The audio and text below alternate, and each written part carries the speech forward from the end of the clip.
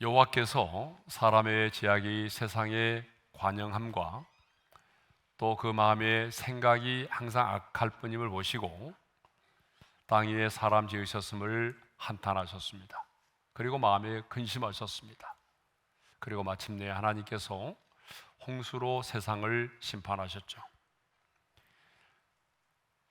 노아의 홍수 사건은 우리가 지난 시간에도 살펴본 것처럼 설화가 아니라 역사적인 사건이라고 하는 것입니다. 그리고 그 시대에 그곳에만 임한 사건이 아니라 바로 지구 전체에 일어난 사건이라고 하는 거죠. 그런데 하나님은 노아의 홍수의 심판에 앞서서 노아에게 방주를 지을 것을 명령하셨어요. 그래서 성경을 보게 되면 노아는 하나님의 명령과 지시를 따라서 120년간에 걸쳐서 구원의 방주를 만들었습니다. 여러분, 하루도 아닌 120년 동안에 그 방주를 짓는다는 것은 참 쉬운 일이 아니죠. 더구나 들판도 아닌 산에서, 그리고 축구장보다도 훨씬 큰 그 방주를 짓는다고 하는 것은 정말 결코 쉬운 일이 아닙니다. 방주를 짓기까지 얼마나 많은 수고가 있었겠어요. 그런데 노아는 하나님의 명령대로 마침내 그 방주를 지었습니다. 그래서 우리가 지난 시간에는 1절의 말씀을 주로 묵상했잖아요. 자, 하나님께서 노아에게 찾아오셔서 노아가 방주를 짓고 난 다음에 하나님께서 노아에게 찾아오셔서 1절에서 이렇게 말씀을 하셨습니다. 다 같이 읽겠습니다. 시작. 여호와께서 노아에게 이르시되 노아, 내 원집은 방주로 들어가라. 이 세대에서 내가 내 앞에 의로움을 내가 보았음이니라. 하나님은 뭘 보셨다고 말하죠? 내가 너의 의로움을 보았다라고 말씀을 하십니다. 죄악이 관영한 세상 속에서도 죄와 타협하지 않고 의롭게 진실되게 살려고 몸부림치는 그 노아의 모습을 하나님이 보셨다라고 말씀하십니다. 사람들의 비난과 조롱을 받으면서도 묵묵히 방주를 짓는 일에 순종했던 그 노아의 모습을 하나님은 보셨습니다. 산에 방주를 지으라고 하는 말씀이 상식적으로 결코 이해가 될 수 없지만 바보처럼 하나님의 말씀을 붙들고 순종하는 그 노아의 모습을 하나님은 보셨습니다. 그 120년 동안에 걸쳐서 방주를 짓기까지 노아가 흘려야 했던 그 수많은 땀과 눈물을 하나님은 보셨습니다. 그렇습니다, 여러분. 우리 하나님은 어떤 분이죠? 보시는 하나님이십니다. 예. 노아의 가족들과 하나님이 선택한 짐승들이 들어감으로 구원을 받은 방주가 무엇인가에 대해서 지난주에 생각을 했어요. 그렇죠? 이 방주는 하나님의 구원과 심판을 예표한다라고 하는 거죠. 그러니까 노아가 120년간에 걸쳐서 지었던 이 방주는 단순한 배가 아닙니다. 구속사적으로 보게 되면 노아의 방주는 하나님의 구원과 하나님의 심판을 우리에게 계시해 주고 있는 것입니다. 그래서 인간이 어떻게 하면 인간이 구원을 받을 수 있는지, 또 인간이 어떻게 하면은 심판을 받지 않을 수가 있는지에 대해서 하나님께서 보여주는 것이 뭐예요? 이 노아의 방주라고 하는 것입니다. 그러니까 단순한 배가 아니라는 거예요. 그렇기 때문에 이 방주의 구체적인 설교와 내용은 하나님께서 친히 하셨다는 거죠. 120년 동안 노아가 방주를 지으면서 이건 이렇게 지어야 되는데 하면서 자신의 어떤 사상과 생각을 가지고 방주를 지은 게 아니라 철저하게 하나님께서 지시하신 대로, 하나님이 말씀하신 대로, 하나님의 명령대로 방주를 지었다는 것입니다. 그러니까 방주의 크기와 모양도 노아가 결정한 것이 아니고요, 하나님이 결정하셨어요. 그래서 하나님이 명하신 이 방주에는요, 네 가지가 없어요. 첫째로 동력이 없습니다. 노를 젓는 시설도 없고 돛도 없어요.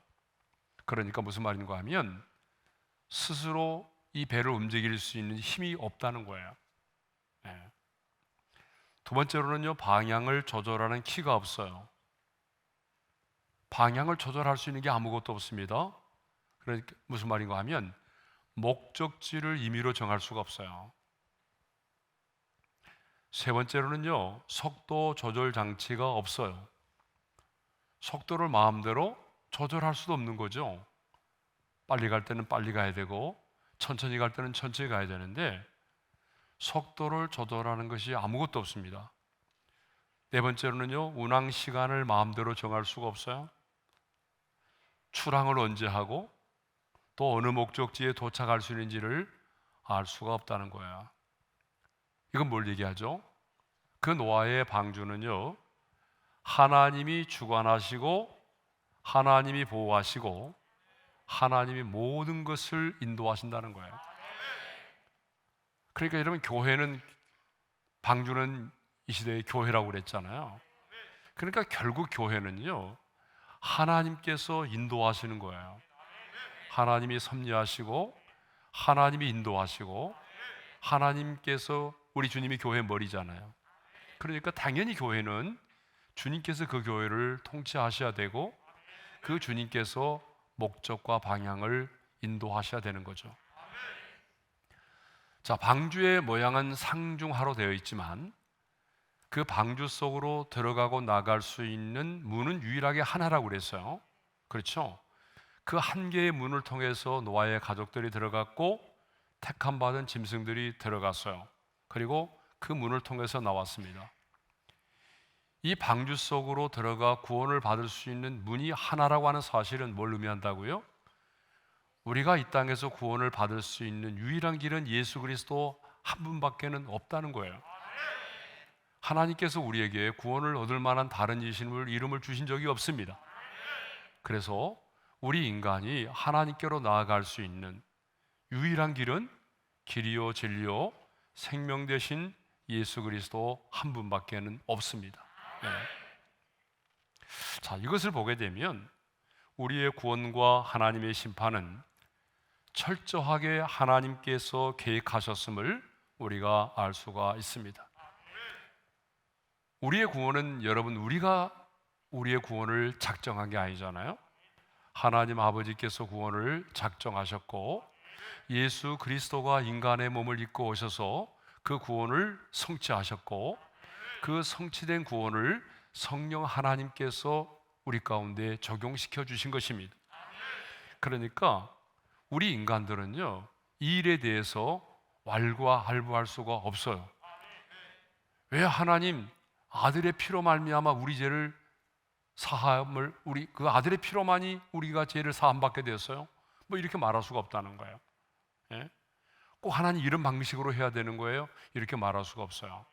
왜냐하면 하나님께서 우리의 구원과 심판은 철저하게 하나님이 주관하시고 하나님께서 작정하시고 하나님의 열심으로 이루신다는 것입니다. 자, 두 번째가 방주는 교회를 말한다고 그랬죠. 오늘의 교회를 이 방주가 말합니다. 그러니까 방주 속으로 들어가는 자는 절대적으로 보호를 받았고 이 방주 속으로 들어가는 자는 구원을 받았지 않습니까? 오늘 이 사실이 우리에게 주는 교훈이 뭐라고 그랬어요? 하나님은 교회를 통하여 당신의 택한 백성들을 구원하신다는 사실이죠. 다른 말로 말하면 교회 밖에는 구원이 없다는 사실입니다. 여기서 말하는 교회는 건물과 조직으로서의 교회가 아니라 바로 여기서 말하는 교회는 그리스도와 연합된 몸으로서의, 그리스도의 몸으로서의 교회를 말하는 것입니다. 그러므로 여러분, 이 교회만이 이 세상의 유일한 희망입니다. 교회가 살아야 세상이 살고 교회가 변하면 세상도 변하는 것입니다. 그래서 성경을 보게 되면 하나님의 심판의 기준이 세상이 아니라 교회였어요. 여러분, 의인 10사람이 없어서 소돔과 고모라가 심판을 받았지 않습니까? 예. 하나님은 피 흘려 값주고 사신 교회를 통해서 하나님의 뜻이 이 땅에 이루어지게 하시고, 이 교회를 통해서 하나님의 나라가 이 땅 가운데 확장되게 하십니다. 그러므로 교회가 이 시대의 유일한 희망입니다. 그러므로 여러분, 교회를 우습게 보지 마세요. 교회를 비난하지 마십시오. 물론 교회는 완전한 곳이 아닙니다. 우리 지난 시간에 나눴던 것처럼 교회는 의로운 자들만이 들어오는 곳이 아니에요. 방주 속으로 들어간 짐승들을 보니까 경건한 짐승만이 아니라 부정한 짐승도 함께 들어갔잖아요. 주님은 의인을 부르러 오신 것이 아니라 죄인을 불러 구원하러 오셨습니다. 그래서 예수님은 이 땅에 계시는 동안에도 그 죄인의 대명사인 세리와 창기들과 더불어 친구처럼 그들을 여기셨고, 그들이 먼저 하나님의 나라에 들어가게 되었다라고 말씀을 하셨습니다. 방주인 교회는 어떤 곳이냐? 배쳐가는 곳이 아니라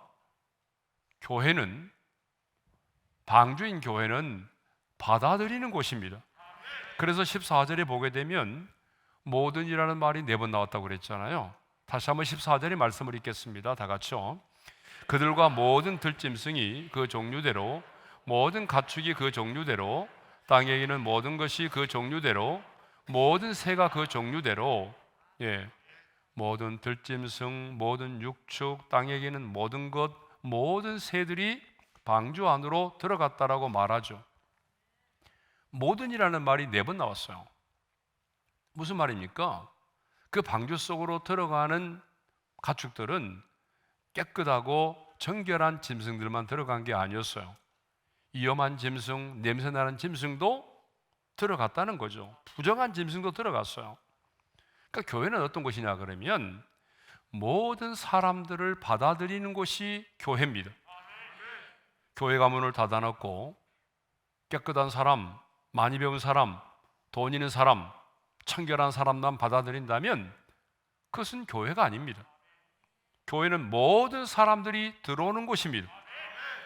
그러므로 여러분, 교회는 그런 의미에서 이 땅의 교회는 완전한 교회가 있을 수가 없어요. 이 땅의 교회는 그런 의미에서 불완전하고 문제가 있을 수밖에 없는 거죠. 교회는 문제없는 사람이 들어오는 것이 아니라 문제 있는 사람, 죄인들이 들어와서 주님을 만나서 그들이 사함을 받고 치유와 회복을 경험하는 것이 바로 오늘의 교회인 줄로 믿습니다. 그러니까 여러분, 교회는 배척하는 곳이 아니라 받아들이는 곳입니다. 스펀지가 물을 빨아들이듯이 여러분, 교회는 이 땅의 죄인들을 받아들이는 곳이 교회라는 사실을 잊지 마시기를 바랍니다. 자, 노아의 방주가 완성되었을 때에 노아의 가족만이 아니라 호흡하는 모든 짐승들이 방주 안으로 들어갔습니다.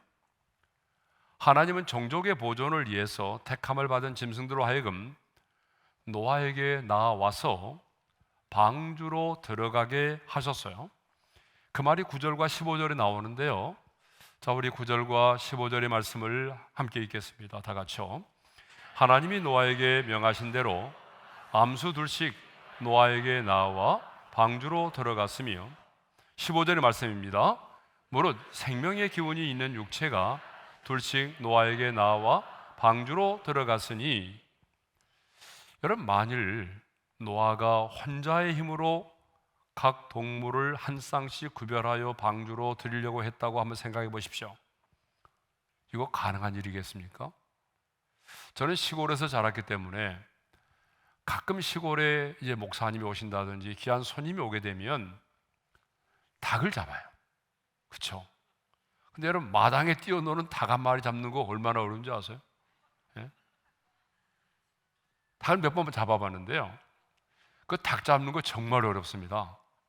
왜냐 그러면 닭을 잡으려면요 어떻게 해야 되냐면 코너로 몰아야 돼요. 일단 구석으로 몰아야 돼요. 그래서 몰고 간 다음에 아주 하는 순간에 잡아쳐야 되거든요. 예. 근데 그 닭을 잡는 게 쉽지 않습니다. 왜냐 그러면 목을 좀 비틀어 가지고 털을 뽑는데 이게 좀 어때요? 나중에 보면은 이게 또 도망을 가버릴 때가 있어요. 그러면 털이 반쯤 뽑혀가지고 도망을 가고 다시 잡으러 가고.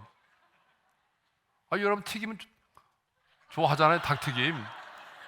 예, 잡수시는 거 잘 잡수시면서 왜 그러세요, 또 갑자기? 예.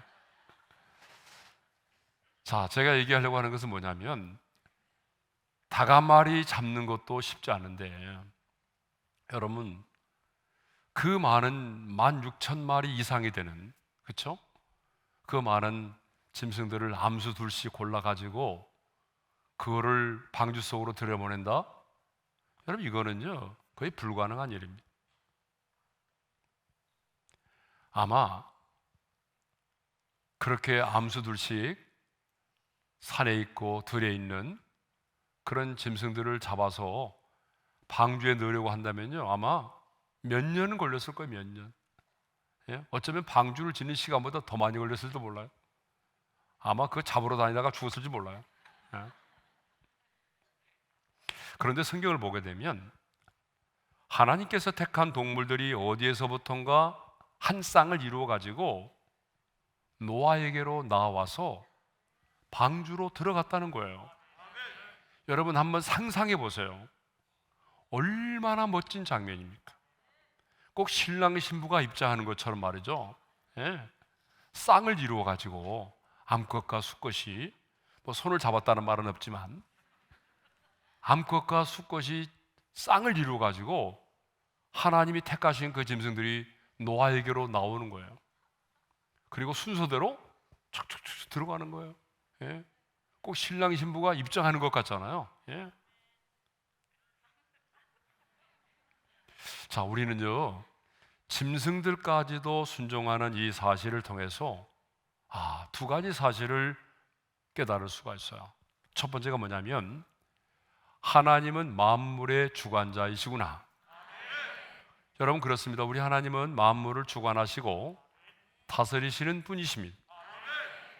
그러니까 모든 짐승들이 쌍을 이루어서 노아에게로 나왔고 그리고 방주 속으로 들어가지 않았습니까? 성경을 보게 되면 예수님께서 말씀하실 때의 풍랑도 잔잔해졌어요. 여러분 풍랑도 잔잔해졌고 구약 성경을 보게 되면 태양도 기브온의 골짜기 위에 머물렀어요. 여러분 어떻게 태양이 머무를 수가 있겠어요? 이것을 보게 되면 우리 하나님은 만물의 주관자이십니다. 우리 인간만이 아니라 하나님이 창조하신 모든 만물들을 주관하시고 다스리시는 분이시다라고 하는 거예요. 예. 그러니까 저와 여러분이 믿는 하나님, 오늘 저와 여러분이 찬양하는 하나님, 그리고 우리가 간구하며 기도하는 우리의 기도의 대상이신 하나님은 만물의 주관자이시고 만물을 다스리시는 분이시라는 사실입니다. 두 번째로 하나님은 우리 인간들에게 할 수 있는 것만을 우리에게 순종으로 요구하신다는 거예요. 인간이 할 수 없는 일들에 대해서는 우리에게 순종을 요구하지 않아요. 방금 제가 얘기했잖아요. 방주를 짓는 것은 있잖아요. 힘들고 어렵죠. 120년 동안 힘들고 어렵지만 이것은 인간이 할 수 있는 일이에요. 하나님께서 명령하시고 하나님이 설계도를 주시면 힘들고 어렵지만 산 위에서라도 120년 동안에 걸쳐서라도 방주는 질 수가 있어요. 그런데 뭘 할 수가 없어요? 여러분 그 많은 짐승들을 잡아가지고 쌍을 이루어서 그 방주 속으로 집어넣는 일은요, 들어가게 하는 일은 죽었다 깨어나도 인간이 할 수 없는 일이라는 거예요. 그래서 하나님은 노아에게 120년간에 걸쳐서 방주를 짓도록 명령했어요. 그런데 인간이 할 수 없는 일, 온갖 짐승들을 쌍으로 잡아가지고 방주 속으로 들어가게 하라. 이거는 노아에게 명령하지 않았어요. 이거는 하나님만이 하실 수 있는 일이에요. 그래서 하나님이 직접 택한 택한 짐승들을 암컷과 수컷이 쌍으로 나오게 해서 노아 앞으로 나와가지고 그리고 쌍을 이루어서 방주 안으로 들어가게 하셨던 것입니다. 여러분, 우리 하나님 예수님께서도 마찬가지잖아요. 성경에 보게 되면 죽은 나사로를 살리실 때도 그러셨잖아요. 죽은 나사로를 살리실 때도 보게 되면 예수님은 무덤의 문을 열어놓으라고 말씀하셨어요. 그렇죠?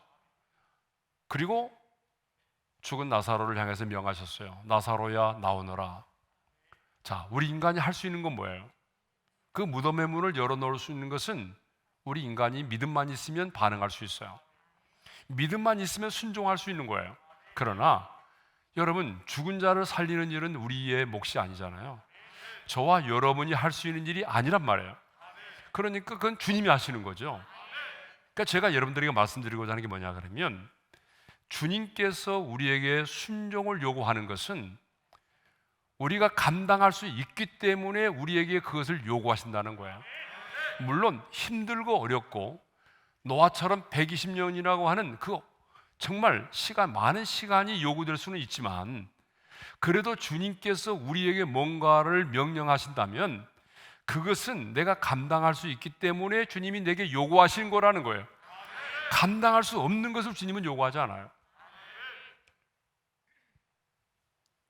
그러므로 여러분, 주님께서 여러분들에게 어떤 일을 맡기셨다면 저는 못해요가 아니에요. 저는 할 수 없는데요, 저는 못하는데요, 아닙니다. 그거는 하나님 앞에서의 교만이에요. 하나님께서 여러분들에게 뭔가를 맡기신다면요, 힘들고 어렵지만 여러분이 그것을 감당할 수 있기 때문에 하나님이 우리에게 요구하신 겁니다. 감당할 수 없는 것은 하나님이 요구하지 않아요. 자, 방주가 다 지어졌을 때에 하나님은요, 노아에게 너와 내 온 가족은 방주로 들어가라고 명령하셨어요. 자, 우리 1절의 말씀을 읽겠습니다. 다 같이요. 여호와께서 노아에게 이르시되 너와 내 온 집은 방주로 들어가라. 왜 하나님은 방주로 들어가라고 명령하셨을까요? 첫째로, 방주로 들어가야만이 생명을 보존할 수가 있기 때문에 그렇습니다. 자, 창세기 6장 19절의 말씀을 읽겠습니다. 다 같이요. 혈육이는 모든 생물을 너는 각기 암수 한 쌍씩 방주로 이끌어들여 너와 함께 생명을 보존하게 하되. 구원을 받을 수 있는 유일한 길은, 하나님의 심판을 피할 수 있는 유일한 길은 노아가 지은 그 방주 속으로 들어가는 겁니다. 그러므로 우리 인생에 있어서 제일 중요한 것은 뭐냐면, 지금 내 영혼이 방주 안에 있느냐 아니면 방주 바깥에 있느냐의 문제입니다. 우리의 인생에서 제일 중요한 문제입니다. 내 영혼이 지금 어디 있느냐? 방주 속에 있느냐 아니면 방주 바깥에 있느냐? 지금 내가 어떤 사람이냐? 어떤 직업을 가지고 있느냐? 뭐 결혼을 했느냐 안 했느냐? 아이가 있느냐 없느냐? 얼마나 건강하느냐?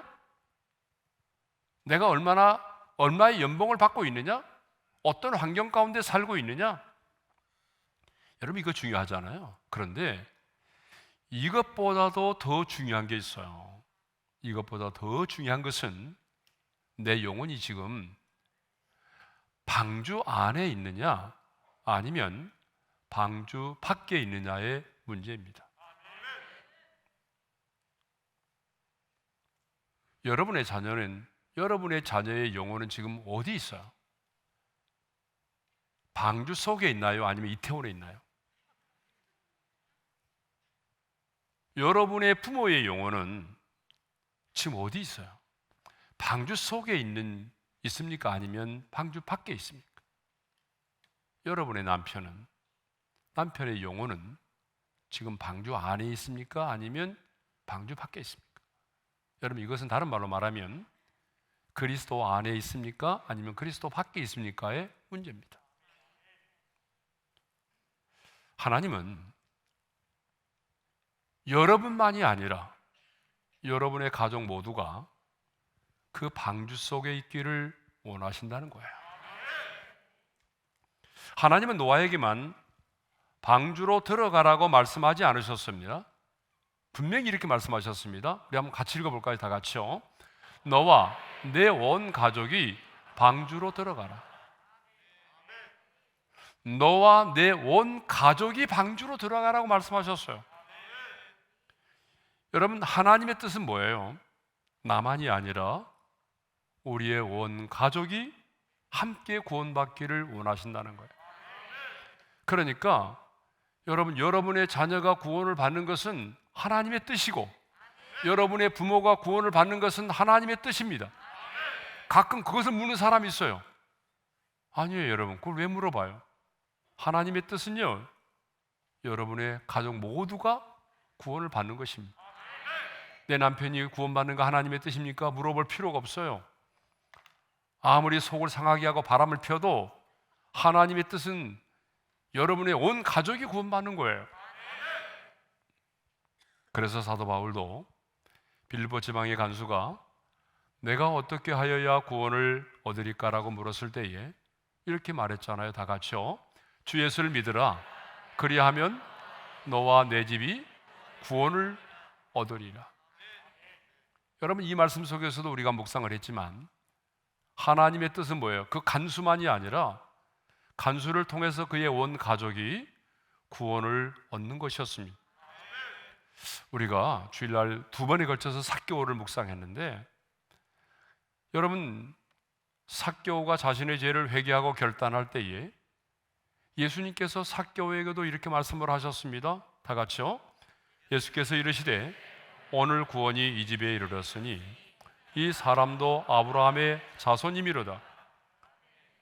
하나님은 삭개오만이 아니라 삭개오의 집에 있는 모든 사람이 구원받기를 원하신다는 것입니다. 하나님의 뜻은 여러분의 가족 모두가 함께 구원을 받는 것입니다.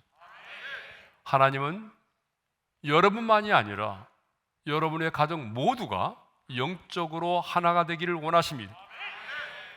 하나님은 여러분의 가족 모두가 이 땅에서의 삶으로 끝나는 것을 원치 않습니다.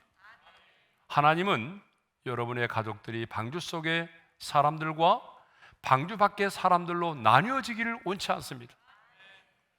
하나님은 여러분의 가족 모두가 방주 안에 있기를 원하십니다. 하나님께서 여러분을 먼저 구원하신 이유가 뭘까요? 하나님이 여러분을 먼저 부르신 이유는 바로 여러분들을 통해서 여러분의 가족들이 함께 방주 안에 있기를 원하시기 때문입니다. 그러므로 포기하지 말고 여러분의 자녀들을 하나님의 말씀으로 가르치고 여러분의 가족들, 여러분의 부모와 남편의 구원을 위해서 정말 간절히 기도하기를 바랍니다. 이것은 여러분 이 땅에 사는 날 동안에 하나님이 여러분에게 주신 부르심의 사명입니다. 자, 2번째로 방주 안으로 왜 들어가야 되느냐? 그 이유입니다. 방주 안으로 우리가 들어가야 되는 이유는 방주의 문이 항상 열려있지 않기 때문이라는 거예요. 16절의 말씀을 읽겠습니다. 다 같이요. 하나님이 그에게 명하신 대로 들어가매 여호와께서 그를 들여보내고 문을 닫으시니라. 노아와 그 가족들 그리고 하나님의 택한 짐승들이 다 방주 안으로 들어가자 하나님께서 친히 하나밖에 없는 그 구원의 방주의 문을 닫아버리셨다는 거예요. 하나님께서 방주의 문을 닫으심으로 사람들은 방주 속에 있는 자들과 방주 밖에 있는 사람들로 나뉘어진 것입니다. 방주의 문이 닫힘으로 더 이상의 밖에 있는 사람들에게는 구원의 기회가 주어지지 않았습니다. 방주의 문이 닫히던 그 순간에 방주 안에 있던 사람들은요, 방주 밖으로 나아갈 수도 없게 되었고, 밖에 있는 사람들도 그 방주 안으로 들어올 수가 없게 되었습니다. 방주의 문이 닫혔다는 것은 뭘 의미하죠? 노아 당시의 사람들에게 구원을 받을 기회가 사라졌음을 말합니다. 40일간 홍수가 밤낮으로 내렸습니다. 여러분, 점점 물이 차오르자 사람들은 여러분 높은 곳으로 오르기 시작했지 않겠어요? 그래서 많은 사람들은요, 물이 점점 차오르니까 이제 높은 산 위로 올라와서 이제 배가 움직이기 시작하는 그 방주의 문을 막 두드리면서 그제서야 막 살려달라고 아우성을 쳤을 거란 말입니다. 여러분, 그 문을 두드리는 사람 중에는 노약자만 있었던 게 아니죠. 당시의 세상을 지배했던 힘 있는 용사로 불려지는 네피림도 있었단 말이에요. 그 네피림도 자신의 힘을 다하여 그 방주의 문을 열려고 했겠죠. 그렇지만 한 번 닫혀진 방주의 문은 더 이상 열려지지 않았습니다. 하나님이 닫으시면 아무도 열 사람이 없습니다. 방주의 문은 항상 열려 있지 않다라고 하는 거죠. 그런데 여러분, 우리가 사는 이 세상에도 어느 날 어느 순간에 그 방주의 문이 닫히는 날이 임한다는 거예요. 여러분, 그때만이 아니라 지금은 구원의 문이 열려 있지만 어느 날 어느 순간에 여러분, 그 구원의 문이 닫혀져 버리는 순간이 있다는 거예요. 그렇죠. 이 땅에서 주님을 영접하지 않고 그 영혼이 이 땅을 떠났다면, 이 땅을 떠난 이후에 그 사람에게는 구원의 또 한 번의 기회가 주어지지 않거든요. 예수님은요, 열 처녀의 비유에서 문이 닫히게 되면 누구도 그 혼인잔치에 참여할 수 없다라고 하는 사실을 이미 우리에게 가르쳐 주셨습니다. 자, 마태복음 25장 10절의 말씀을 우리 함께 읽겠습니다. 다 같이요. 그들이 사러 간 사이에 신랑이 오므로 준비하였던 자들은 함께 혼인잔치에 들어가고 문은 닫힌지라 내게 열어주소서. 자, 그들이 사러 간 사이라는 말이 있어요. 그들이 사러 간 사이가 누구예요? 미련한 다섯 처녀들이 기름을 준비하지 않았다가 이제 기름을 사러 갔는데 그 사이에 신랑이 왔어요. 그러니까 슬기로운 다섯 처녀들은 어때요? 그 혼인잔치에 들어가게 되었고, 나중에 기름을 사가지고 온 자들은요, 이미 문이 닫혀 있기 때문에 들어갈 수 없게 되었다는 거죠. 그 후에 남은 처녀들이 와서 이르되 주여 주여 우리에게 열어주소서, 열어달라고 간청을 했지만 그때 주님은 이렇게 말씀하셨습니다. 다 같이요. 진실로 너에게 이르노니 내가 너희를 알지 못하노라. 여러분, 구원의 문은 한 번 닫히면 열려지지 않습니다. 우리 하나님은요, 은혜로우시고 또 노하기를 더디하시고 모든 사람이 구원받기를 원하시는 분이십니다. 그래서 하나님은요, 당시의 사람들이 구원을 받고 깨달을 수 있도록 120년간이라고 하는 충분한 기회를 주었어요. 여러분, 노아가 방주를 지을 때에 그냥 지었겠어요? 그 마을의 사람들이 와가지고 당신 뭐 하는 거야? 아, 저 방주를 짓는데요. 아, 이 사람은 방주를 지으면 저 바닷가에서 지어야지 왜 산에서 지어? 아, 예, 하나님이요 홍수로 세상을 심판하신대요. 그러면 이 방주가 산에 있어야 되잖아요. 그러니까 하나님이 세상을 심판하실 때 당신들은 방주 안으로 들어오세요. 그래야 구원받을 수 있어요 라고 말을 했을까요? 안 했을까요? 분명히 했겠죠. 예? 왜 노아가 그 얘기를 하지 않았겠어요? 그런데 사람들은요, 듣질 않았어요. 120년 동안의 기회가 주어졌지만 그들은 그 노아가 전하는 복음을 듣지를 않았던 거죠. 그런데 하나님은요, 마지막에 7일간의 기회를 또 주십니다. 자, 4절의 말씀을 읽겠습니다. 다 같이요. 지금부터 7일이면 내가 40주야를 땅에 비를 내려 내가 지은 모든 생물을 지면에서 쓸어버리리라. 아직 비가 내리기 일주일 전입니다. 10절의 말씀도 있겠습니다. 7일 후에 홍수가 땅에 덮이니. 여러분, 이 말씀을 보게 되면 하나님은 마지막 순간에도 일주일이라고 하는 그들에게 구원을 받을 수 있는 시간을 주셨다는 거예요. 우리가 여기서 보게 되면 하나님이 그 하나님의 마음을 알 수가 있습니다. 하나님은요, 단 한 사람이라도 더 구원을 받기를 원하십니다. 이것이 바로 하나님 아버지의 마음입니다. 기다리고 기다리시는 하나님 아버지의 마음을 여러분 멸시하지 않기를 바랍니다. 뭘 앞으로 더 많은 시간이 있다라고 생각하지 말고, 여러분 방주의 문이 닫혀지기 전에 그 방주 안으로 들어올 수 있기를 바라고, 그리고 여러분의 가족들이 방주 밖에 있지 않고 그 방주 안으로 들어올 수 있도록 여러분 오늘 이 밤에 특별히 가족들의 구원을 위하여 기도할 수 있기를 바랍니다. 항상 복음이 이 세상에 전파되는 것은 아닙니다. 항상 복음이 어떤 개인에게 증거되는 것이 아닙니다. 복음이 전파되지 않은 때가 온다는 것이죠.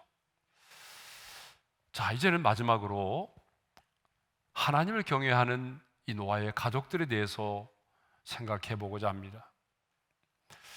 하나님께서 노아에게 심판을 말씀하시면서 방주를 지을 것을 말씀을 하셨습니다. 그리고 방주가 지어지면 너와 내 아들들과 내 아내와 내 며느리들과 함께 그 방주로 들어가라고 말씀을 하셨어요.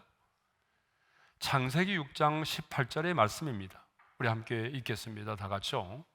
그러나 노아는 내가 내 언약을 세우리니 너는 내 아들들과 내 아내와 내 며느리들과 함께 그 방주로 들어가고. 자, 13절을 보게 되면 이 말씀대로 노아와 그 가족들이 방주로 들어갔다는 말씀이 있어요. 자, 우리 13절의 말씀을 함께 읽겠습니다. 다 같이요.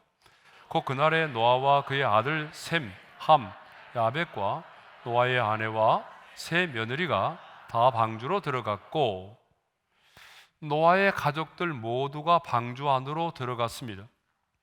그래서 그 홍수의 심판을 피할 수 있었고 구원을 받았습니다. 노아의 모든 가족들이 이 노아의 말에 순종해서 방주 속으로 들어가는 모습을 보면서 우리는 이 노아의 가족들에 대하여 두 가지 사실을 깨닫게 됩니다. 그 첫 번째는 뭐냐 그러면, 노아의 가족은요, 하나님을 경외하는 믿음의 공동체였다라고 하는 것입니다. 어떻게 알 수 있어요? 노아가 명령을 했잖아요, 아들들에게. 그러면 야, 하나님이 홍수로 심판하실 거야. 그래서 하나님이 나에게 방주를 지으라고 말씀하셨어. 이제 방주가 다 지어졌어요. 불러 모았겠죠. 자, 이제 방주가 지어졌으니 하나님이 물로 세상을 심판할 거야.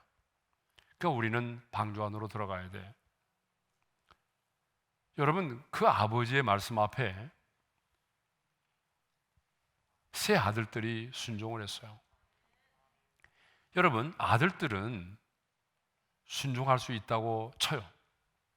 그런데 이 세 며느리들은 사실 순종하기가 어려워요. 여러분, 이 세 며느리들은요, 성경에는 나와 있지 않지만 그 친정의 부모님으로부터, 친정의 식구들로부터 엄청난 아마 박해를 받았을 거예요. 야, 네 시아버지 왜 그래? 야, 동네 사람들이 네 시아버지 보고 다 또라이라고 그러더라요. 아니, 뭐 하나님이 세상을 심판한다고 말이야, 응? 그렇게 오랫동안 뭐 산에서 방주를 만들고 있어? 응? 네 시아버지 왜 그래? 여러분, 만일에 그들이요, 이 며느리의 말을 그대로 믿었다고 한다면 그 친정 식구들도 와가지고 같이 좀 들어가 해달라고 했을 거예요. 근데 한 명도 없었잖아요. 며느리의 친정 식구들 한 명도 오지 않았어요. 그러니까 그 친정 식구들로부터도 엄청난 비난을 받았을 거예요. 그런데 여러분, 며느리들이 순종해서 들어왔다는 것, 노아의 아내가 들어오는 것은 어쩌면 당연할 수도 있어요. 부부가 한 몸이니까. 어쩌면 새 아들이 그 명령에 순종해서 들어온다는 것은 또 어느 정도 인정할 수가 있어요. 왜? 내가 낳은 아들이니까. 그런데 여러분, 새 며느리가 같이 들어왔다는 거예요. 여러분, 이것은 정말 쉬운 일이 아닙니다. 예. 이것을 보게 되면 노아의 가족들은 가장인 영적인 노아를 중심으로 해서 하나님을 경외하는 일치된 신앙을 가지고 있었다는 걸 알 수가 있습니다. 노아의 가족들은요, 단순히 한 지붕 아래서 먹고 살아가는 주거 공동체가 아니라 하나님을 경외하는 믿음의 공동체였다라고 하는 것을 알 수가 있습니다.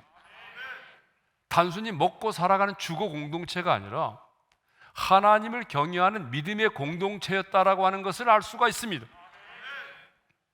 그렇습니다. 여러분, 우리의 가족은 노아의 가족들처럼 여호와 하나님을 경외하는 믿음의 공동체가 될 수 있기를 바랍니다. 단순히 먹고 마시고 잠을 자고 또 뭐 여가를 즐기고 하는 그런 주거 공동체가 아니라 여호와를 경외하는 믿음의 공동체가 될 수 있기를 바랍니다. 그런데 여러분, 이러한 노아의 가족들의 모습은 우리가 잘 알고 있는 소돔과 고모라 성에 살고 있던 롯의 가족들의 모습과는 너무나 대조적이잖아요. 그렇죠? 이 롯의 가족들의 모습은 이 노아의 가족들의 모습과는 너무나 대조적입니다. 너무 상반된 모습이죠. 여러분, 그러지 않아요? 예.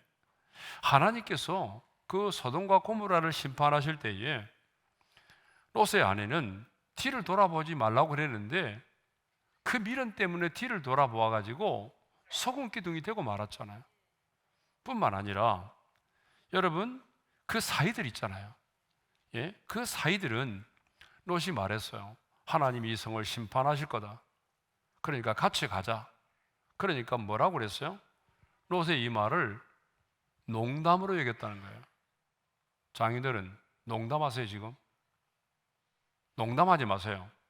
이렇게 말했다는 거 아니에요. 여러분, 이것을 보게 되면 롯의 가족들과 노아의 가족들은 여러분 너무 달랐다는 것입니다. 저는 정말 우리의 성도들의 가족들이 정말 이렇게 노아가 그 가정의 영적인 가장으로서의 권위를 가지고 있었고 그 자녀들은 그 권위 아래 복종을 할 수 있었고 그리고 하나님을 경외하는 믿음의 공동체가 되었다라고 하는 사실, 저는 우리의 오륜의 모든 성도들의 가족이 이런 공동체가 되기를 소망합니다. 뿐만 아니라 노아의 가족들은 성경적인 윤리관을 가지고 있었다라고 하는 거죠. 자, 성경에 보니까 그 방주 속으로 누구 들어갔다고 말하죠? 노아와 노아의 아내, 또 셈과 함과 야벳 세 아들과 세 며느리가 들어갔어요. 이것을 보게 되면 노아의 가족들은요, 성경적인 윤리관을 가지고 있었다라고 볼 수 있어요. 왜냐하면 노아가 살던 시대는 여러분 굉장히 성적으로 타락했잖아요. 예. 언제나 하나님의 심판할 때 보게 되면 성적인 타락이 있잖아요. 그죠? 소돔과 고모라도 마찬가지고 노아의 홍수 때도 마찬가지인데, 그러면 성적인 타락이 만연하고 있었기 때문에 많은 사람들이 일부 다처제를 두고 있었어요. 그런데 노아의 가족들은 어때요? 다 일부 다처제가 아니라 어때요? 한 사람의 아내만을 두고 있었다라고 하는 거예요. 여러분, 이것을 보게 되면 노아의 가족들은 어때요? 성경적인 윤리관을 가지고 있었던 그런 공동체였다라고 하는 거죠. 그런데 오늘 성도들의 가정을 보게 되면 성경에 기초한 윤리가 없습니다. 분명히 예수를 믿는 가정인데 성경에 기초한 도덕과 윤리가 사라졌어요. 남편이 바람을 피죠. 가장이 바람을 펴요. 그러니까 열받아서 아내도 맞바람을 피는 경우도 있어요. 여러분 그러지 않아요? 부모는 정직하게 살지 못하면서 자녀들에게 야 인마 너 그렇게 살면 안 돼. 정직하게 살아야 돼. 여러분 이렇게 말한다는 거예요. 부모는 정직하지 못하면서 자녀에게는 정직한 삶을 요구한다는 거예요. 부모는 부도덕한 삶을 살아가면서 내 자녀만큼은 그렇게 살지 않기를 바란다는 거예요. 그러니까 우리 예수 믿는 성도들의 가정에 성경에 기초한 도덕과 윤리가 사라졌다는 거예요. 적어도 우리가 하나님을 섬기는 믿음의 가정이라고 한다면 이 세상의 가정과는 확연하게 구별되어야 되겠죠. 여러분 이 세상 사람들의 보다도 훨씬 도덕적으로 윤리적으로 여러분 예수 믿는 사람들의 가정이 훨씬 위에가 있어야 되잖아요. 근데 예수 믿는 가정이 세상의 가정들보다 더 못하는 경우가 많아요. 더 많이 싸우고 어때요? 더 많이 화해하지 못하고 예? 여러분 그런 경우들이 얼마나 많아요. 예전에 제가 한번 설교 시간에 이야기를 들었는데요, 아마 기억할 거예요. 한 유대인인 어머니가 자녀를 데리고 이제 백화점에 가서 옷을 샀어요. 그런데 집에 와서 보니까 호주머니 안에 그 반지가 하나 들어있는 거예요. 아마 누군가가 그 옷을 입어보면서 자신도 모르게 그 반지를 그 호주머니 속에 넣어둔 것 같습니다. 주인이 없는 반지잖아요. 아마 여러분 같으면 이게 웬 떡이냐? 아이 참 뭐 옷을 사는데 반지까지 왔네. 아마 그렇게 생각하면서 또 감사한금을 하면서 할 수도 있겠죠. 네? 그런데 유대인 어머니는 아이를 데리고 다시 백화점에 찾아갔습니다. 그리고 반지를 돌려주었어요. 백화점의 점원이 말합니다. 이것은 주인이 없는 반지입니다. 그런데 왜 이것을 가지고 오셨습니까? 그때 이렇게 말했습니다.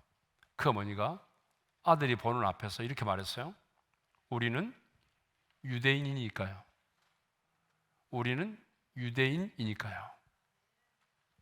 유대인은 정직하게 살아야 한다는 것을 지금 자녀에게 보여주고 있는 것이죠. 여러분들은 뭐라고 말해야 되겠어요? 자녀를 데리고 간다면 여러분들은 뭐라고 말해야 되겠어요? 저는 하나님의 사람이니까요. 저는 예수를 믿는 그리스도인이기 때문입니다. 라고 말한다면 그 자녀는 그때 그 모습을 평생 기억할 겁니다. 그래, 우리 그리스도인은 이렇게 정직하게 살아야 돼. 하나님의 사람인 우리는 정직하게 살아야 돼. 여러분 이렇게 살아야 된다는 거죠. 저는 우리 오륜의 모든 가족들이 정말 노아의 가족들처럼 하나님을 경외하는 믿음의 공동체가 되기를 소망합니다. 그리고 성경적인 가정의 윤리관을 지키며 살아가는 그런 가정이 되기를 소망합니다. 오늘 말씀을 정리합니다. 하나님은요, 노아의 가족들처럼 여러분의 가족들 모두가 다 함께 구원을 받기를 원하십니다.